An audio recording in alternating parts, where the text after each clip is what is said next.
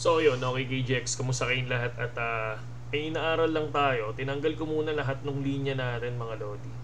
Okay, so far, so tinitingnan ko tong area na to. Pinaka-support natin dito sa area na to. Dito ko kinuha. Kasi dito nag-start yung biglang drop. Tapos, nag-start mag-recover pero na-reject siya dito. Nag-drop again.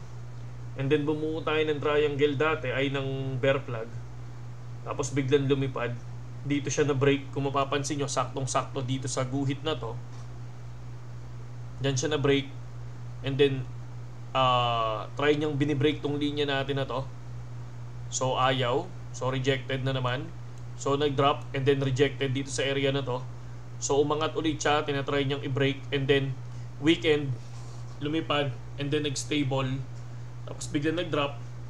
Nag-drop siya. Fake, ang tawag dito is fake out. Tapos, biglang nag-start siyang umangat hanggang dito sa area na to. So, and then, umangat ulit. Try to beat the all-time high. Pero hindi. Nag-drop na dyan. So, nag-ano ulit, no? Nagkaroon ulit ng rejection. I think 10% rejection. And then dito sa ginuhitan natin na to, dito nagkaroon ng up and downs. Kung mapapansin natin, reject dito, and then punta dito. And then attempt pababa, sinubukan umangat, and then na-break. So, umangat dito sa area na to. Nag-stable ulit, 1 week. Tapos biglang lumipad ng Monday. And then after lipad ng Monday, biglang drop. Okay, dito ulit sa area na yan, nag-start yung drop. Kung mapapansin natin, dyan din ang area na yan, nag-start lumipad.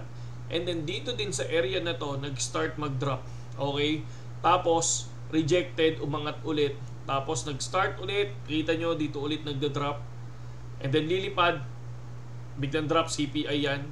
So far, ngayon, pababa siya. Kung mapapansin nyo yan, no? And then drop ulit. So, tinitingnan ko, ang support natin, mga lodi, itong resistance natin, si 65,550. Tingnan natin kung mare-reject. Kasi rejected, ito rejected na naman siya. Tapos dito sa area na to, ang trading nga pala, once rejected, bumababa siya, nag-short ka. Ganun ang ginagawa namin, no? Once na na-reject yung mismong resistance natin, at hindi umangat sa resistance natin, nag-short tayo dyan, mga lodi. And then ito, siguro pag na-break niya to, trying to beat ng 68,338. Okay? So ito lang yung napansin ko dito. So pagdating dito sa 65,100, reject na naman siya. And then nag-attempt. Rejected again yung attempt, no? Ngayon, reject na naman. Ang daming rejection ng 66,550. So tingnan lang natin to, hindi financial advice, pero bantayan lang natin, mga lodi, no? Subukan ko mag-enter dito. Pero once na na-reject to, mag-short ako. So, pakita ko na lang sa susunod yung ating history, mga lodi. Okay? So, check lang natin. So far, sa mga wala pang BitGet, gamitin nyo na yung link natin sa description and sa comment section, mga lodi. Tapos kung nagustuhan nyo yung video natin, yung ginagawa nating support and resistance, please like, comment, and share nyo na rin yung video if ever, no? Para dumami tayo lalo, mga lodi. Okay? And then, kung mapansin natin, yung BlackRock, ito na yung ano nila, Bitcoin, sabi dito, fruit that BlackRock entered. Ito naman.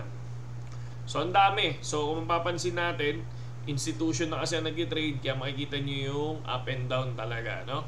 So, kung mapapansin naman natin dito sa altcoin, sabi nila, no, ito daw yung nangyayari every 546 days, lumilipad ng all time.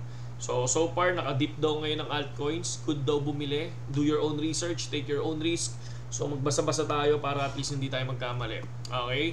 So, karaniwan, tandaan nyo, ang crypto is minamanipulate ng mga whales yan, ng mga mayayaman, para at least, kayang-kaya nilang ibagsak yan anytime. Okay? Kayang-kaya nilang ibagsak anytime. Yun lang naman yung ating video ngayon.